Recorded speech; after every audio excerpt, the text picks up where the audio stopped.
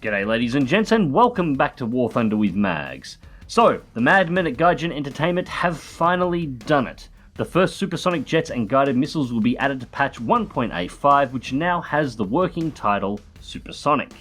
Now, I'm not going to go too in-depth to the press release. I'll wait until we actually have some planes to fly in regards to this, but for this video, I want to have a chat about the guided missiles and the potential mechanics that could be in play, making them good. Now, my original plan was to do an in-depth breakdown of the real-life function and operations of 1950s first-generation guided missiles, including the hows and whys of their construction, but that's a video better dedicated to real-life missiles, I think. This is about War Thunder and how its missiles could be implemented, adding both a skill requirement and a new aspect to the gameplay, and how it could also go wrong. Now, before we start, I am going to be using real-life missiles as a basis for this, but I am going to be simplifying down their operations at least a little bit. To those of you who are already getting ready to type in that War Thunder is a game, not a sim, why are you asking for sim elements, watch till the end of the video. I am going to cover this in the conclusion. So, first things first, let's address the common but incorrect belief that missiles are easy, required no skill, and would be no fun. Missile combat actually requires as much, if not more, skill than aerial gunnery, particularly when dealing with early first generation and second generation missile types, as you'll see by the end of this video.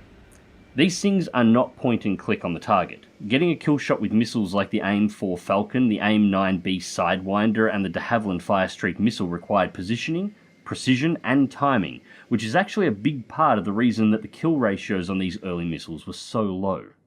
As the technology was so new, most pilots involved with the first deployments of these weapons kind of had to write the book on how to use them while actually using them, and also had to do so with limited knowledge of the weapons themselves. As the technology involved in these missiles was classified, and due to the risk of a pilot being shot down and captured, pilots were not exactly briefed on everything in regards to the weapons, particularly in regards to their limitations. In fact, most of these missiles were marketed to the pilots as the point-and-click weapon that many still picture in their heads when talking about them today. So anyways, for today's video we're going to be focusing on the AIM-9B Sidewinder. This is a US infrared guided missile that was accepted and entered into full-scale production in 1955 and began operational use in 1956. So it's smack bang in the middle of the time frame we can expect War Thunder's new IR missiles to come from. It's also one of the most capable missiles of the time, so it can be safely assumed that other nations' missiles of the time were around the equivalent to worse. Starting from the front, we have the seeker head, then the warhead, and then at the rear we have the solid fuel rocket motor. In the front of the missile we have the guidance fins, and at the tail we have the stabilizer fins, which included a roller-on design to mechanically stabilize the missile while it was in flight. Now, the guidance fins and the roller-ons are actually not too important for War Thunder.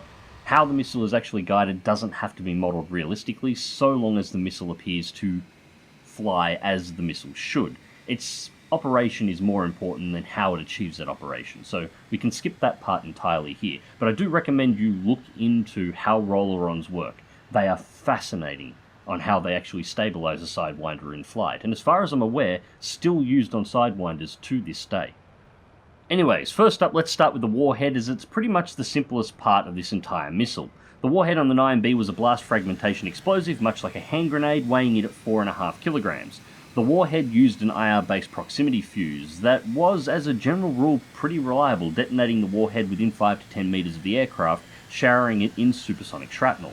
Not really much to say here. Modelling a proximity fuse shouldn't be too difficult for War Thunder, and in reality the fusing had no major faults and worked very well, with this fusing system being used in almost all Sidewinder variants, moving on from the B. I will, however, add that not all of the first IR missiles had proximity fuses. The AIM-4 Falcon, another missile we will probably be seeing in War Thunder, didn't. If you're unlucky enough to find yourself strapped into a fighter armed with AIM-4s, well, getting the missile close won't be enough. The missile has to contact the target in order to trigger a detonation. Anyways, moving forward to the seeker head. The 9B seeker head, especially for the time period that this was developed in, is a work of art in how it operates. However, most of it is stuff that we really don't need to go over for War Thunder. There's really only a couple of important areas. The 9B Seeker head is an uncooled polycrystalline lead sulfate sensor behind a glass dome with a field of view of 25 degrees, a sensor track rate of 11 degrees a second, and is also rear aspect only. So, let's start with rear aspect. What is rear aspect?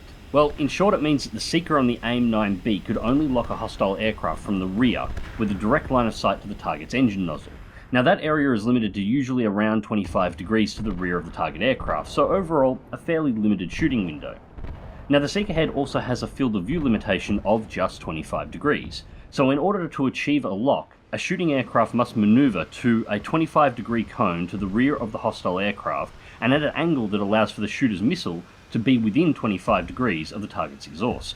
So why does this matter to War Thunder?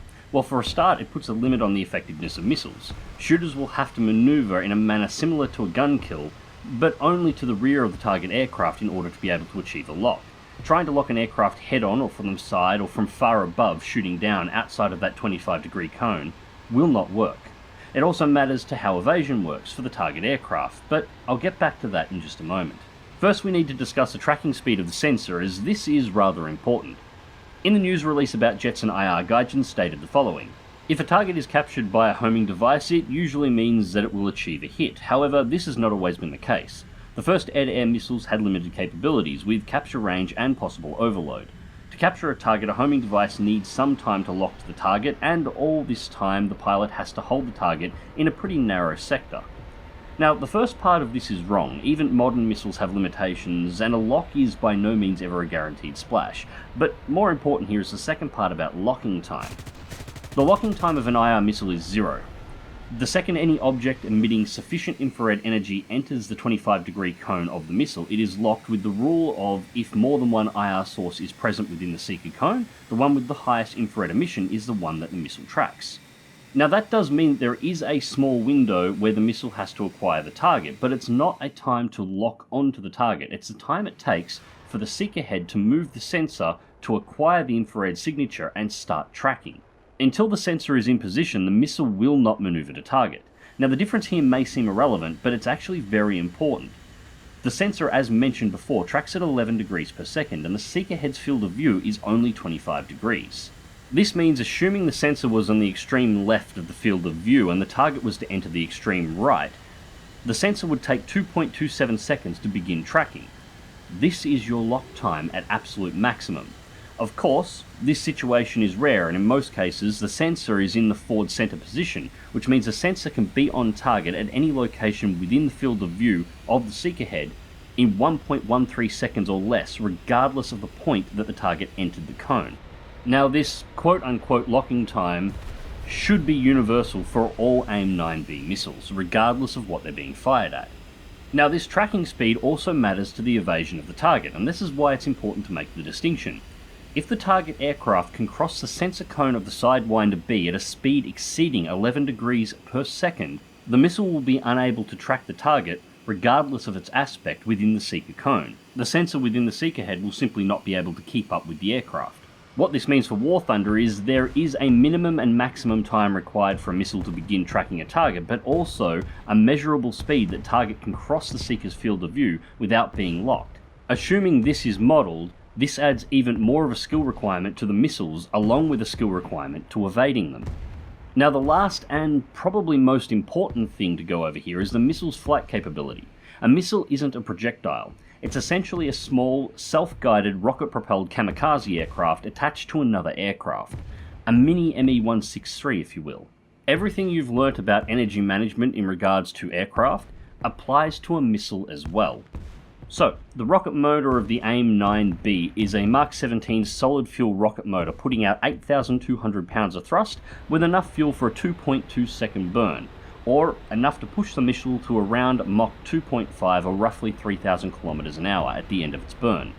Once fueled out, the missile will begin to decelerate, losing speed due to drag, as with a projectile, as well as energy loss in maneuvers, with a maximum range of around 2.6 nautical miles or 4.8 kilometers. So that sets the overall maximum range of firing, but there are some things here that we need to go over.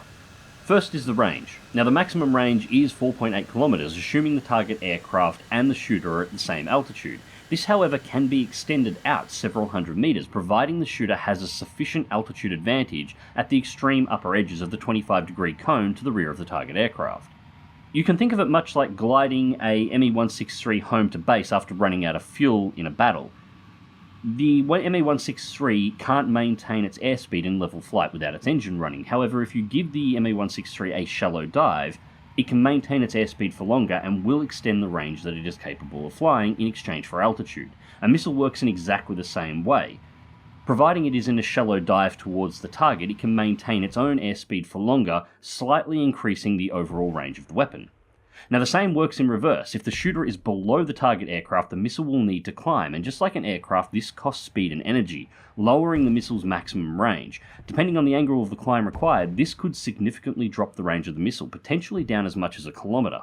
Once again, assuming this is modelled in War Thunder's missiles, this would once again add a new element of skill in using the weapon, requiring the pilot to not only position in order to be able to get a lock, but to be aware of the maximum range to the target, and the maximum range of the missile, and what potential ranges can be achieved based on the current situation that the two aircraft are in regards to climbing, diving, and differences in altitude. But that is not the only thing to consider in regards to maximum range, and a lot of people get this wrong. The maximum range of a missile is not the distance between the shooting aircraft and the target, it's the distance between the point the missile is launched and the target. So, what's the difference? Well, let's say we have two aircraft, a shooter and a target. They are exactly 4.8 kilometers apart in level flight, and they are both moving at 800 kilometers per hour, and they are both maintaining the exact same distance from one another. This would appear to be within the missile's range. However, once the missile is fired, its launch point is stationary. It doesn't move with the shooting aircraft.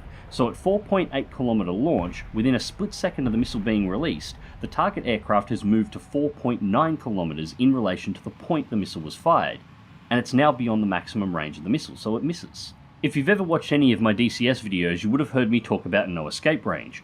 No escape range is the point at which a missile can be fired and the target aircraft will not exceed the missile's maximum range from the point of launch in forward flight directly away from the missile. Now, no escape range does vary depending on the situation, but the magic number for an AIM-9B was around 3.5 kilometers, 1.3 kilometers inside the missile's maximum range. At that point, the missile will still have energy as it reaches the target's location, and the target will not be able to outrun the missile.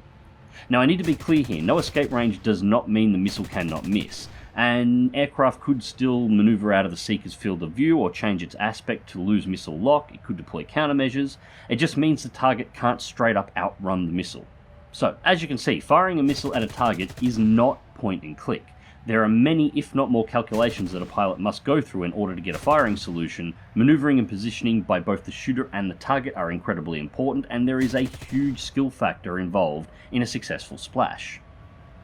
Now, all of this is the basic operations of a real-world missile in a pretty simplistic form, which I've put together deliberately on the kind of things that I think Gaijin should hopefully be modelling in order to have a successful launch of missiles within the game.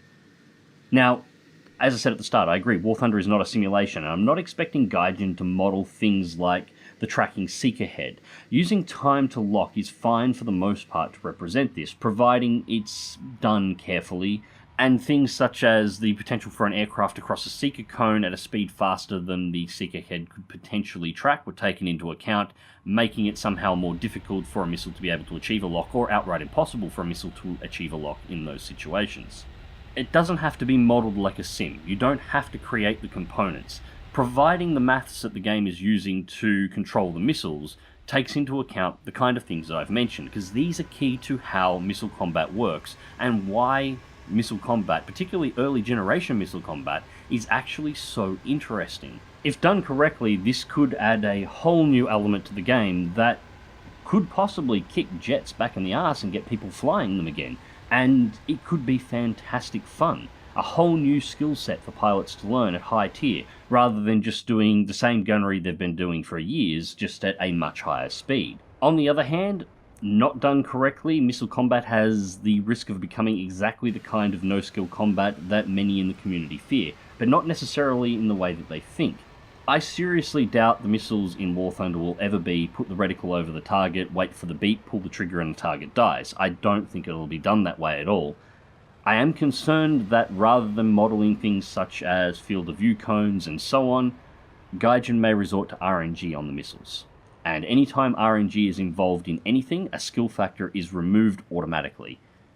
But in truth, we're not going to know until we get access to a CBT or until the patch itself drops, whichever one Gaijin decides to go with first. I'm really hoping they model this well. I really am. This could be a hell of a lot of fun. It would definitely get me back into jets. I love missile combat. One of the things that I've been dying for quite some time is early generation jet missile combat. But there's really no games that support it at this point in time. DCS will probably eventually, but at the moment it's severely lacking in aircraft and lacking in environments for it. And while there have been some reasonably good games and simulations in this particular era in the past, most of them are fairly dated at this point in time, and nobody appears to be making anything new. So this is a completely open area that currently no flight games or sims are really directly addressing. So, fingers crossed this will be good. I really hope it's good. Hopefully Gaijin got the recipe right for this.